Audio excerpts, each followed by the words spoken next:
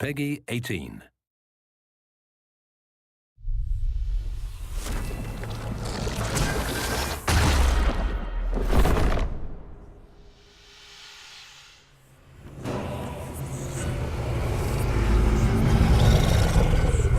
Dragon Age 2 is going to be about consequences, a game about making hard decisions. As we talked about the plot for Dragon Age 2, it really came down to two potential stories.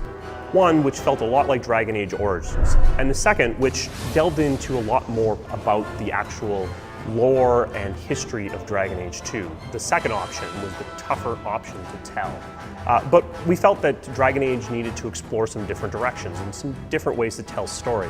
Hawk, the man or woman that the player steps into the shoes of, is a refugee, someone who escaped the Blight and spawned a legend. Hawk is going to be a different character based on the actual dialogue options you pick. And that was a lot of fun, trying to come up with the good guy character who's going to sacrifice himself to do the right thing for others, and the much more aggressive, I'm going to, do whatever it takes kind of character. And of course it wouldn't be Dragon Age without the snarky, sarcastic humor. She fills her days making poisons and cake.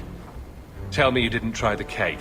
How did he rise to power? How did he become the champion of Kirkwall? What's brought the city and later the entire world to the brink of war? These are questions that need to be answered. It's like one of those moments in history where people will talk about for centuries afterwards that I knew someone was there, or read stories about the people who were there. So the player gets to be there at that pivotal moment. So we got together to talk about ways we could do this, the way we could tell a decade worth of history in a single game. And out of those explorations, that's where the frame narrative came from. A story within a story became key. This is a technique you see in The Usual Suspects, you see it in Princess Bride. It's being told from the perspective of a character named Varric. He's a dwarven rogue storyteller. I've had gentler invitations.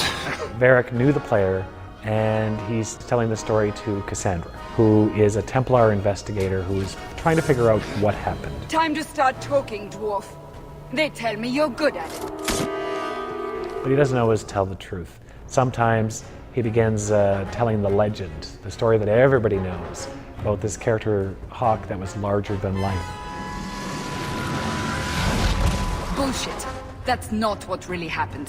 When a book or a movie does a frame narrative, the narrator knows how things are going to turn out. But in a video game, we can't know that, because the way you choose to play is going to affect the narration.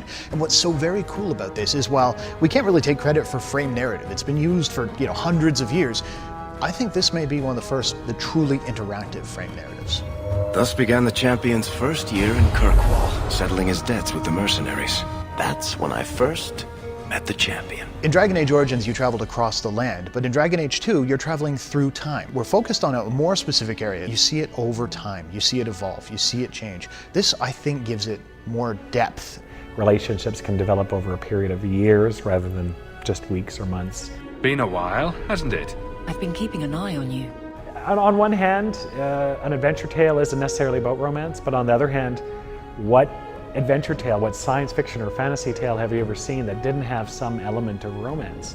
Wait, you're not thinking of bringing feelings into this, are you? And we were able to take them in some pretty wildly different directions, from virginal girl next door to crazy up against the wall, let's have it on right here. And one angle that we haven't really targeted before is the sense of family. The sense that Hawk is not some character who just washed up on a beach with no history, nothing to back him up. He's got a mother, he's got siblings, and they come with him. Will we see rivalry? Yes. Will we see jealousy? Yes. Will we see genuine affection? Yes. We're running from your bloody Templars. I'm in charge. You do what I say. Right, brother.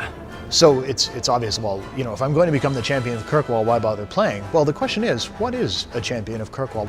Is there a political significance? Do I command an army? Have I got some sort of superpower that no one's told me about? And in a lot of ways, how you choose to play will help define that. It would have been very easy for us after Origins to sit on our laurels and just do what was already successful and not try anything new. But I think the thing that Bioware does that's great is we're always interested in evolution.